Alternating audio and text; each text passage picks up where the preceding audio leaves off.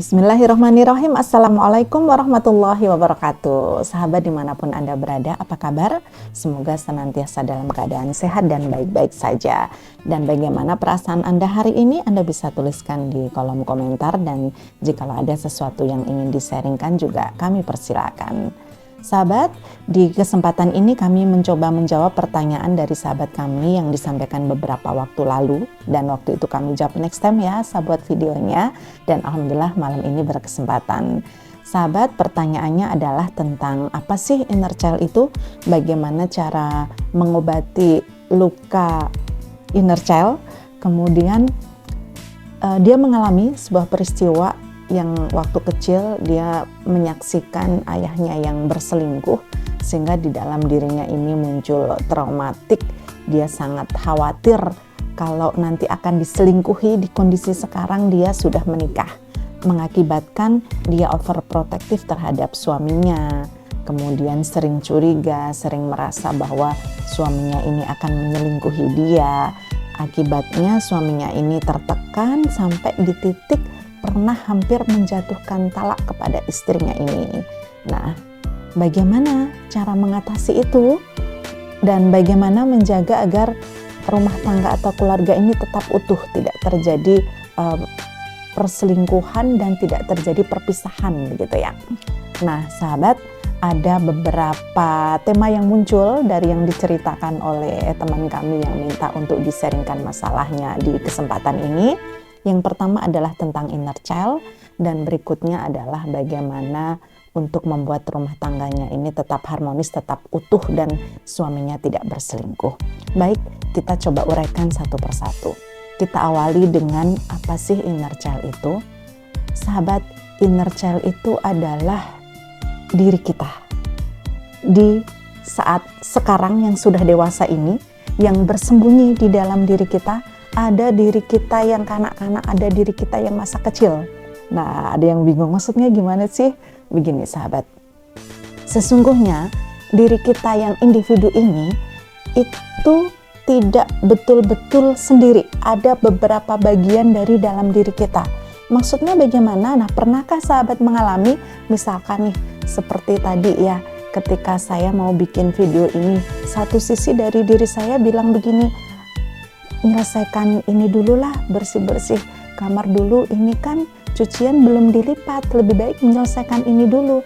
Lalu sisi berikutnya, sudah janji loh mau membuat video menjawab pertanyaan sahabat si Fulan ini, ayo komitmen katanya bikin video.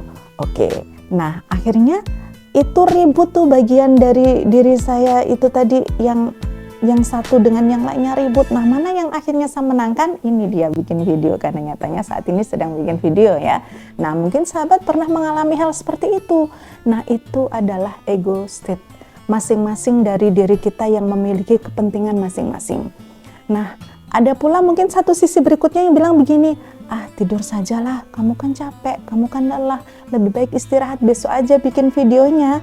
Seperti itu. Akhirnya itu saling beradu pendapat, saling berargumen. Nah, yang dimenangkan itulah yang akhirnya kita lakukan. Nah, itulah yang disebut dengan ego state.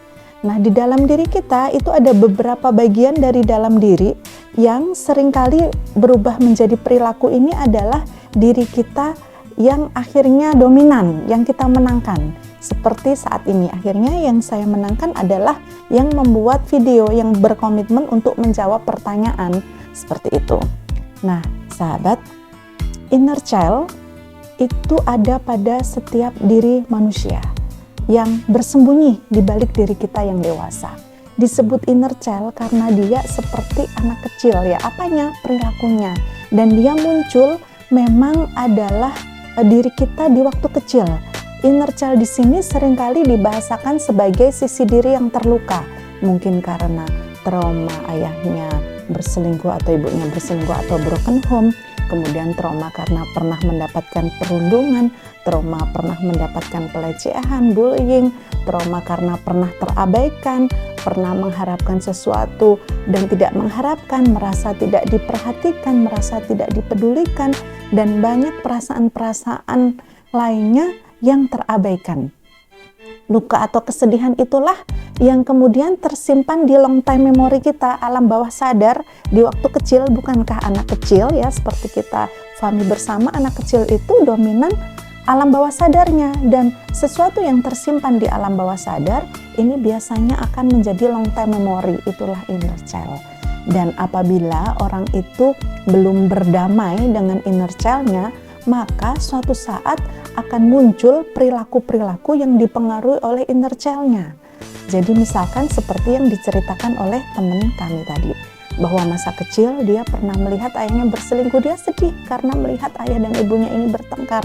Dia sedih karena akhirnya ayah dan ibunya sering terjadi masalah, kekecewaan, dan akhirnya dia takut. Karena takutnya itu, akhirnya dia overprotective terhadap suaminya. Dan karena overprotective, misalnya selalu cek HP-nya, kemudian suaminya kalau pulang telat dan lain sebagainya, ada kata-kata yang mengejar terus ingin tahu dan lain sebagainya, suaminya merasa lelah dicurigai, maka akhirnya sering justru terjadi konflik karena traumatic inner child di masa kecil.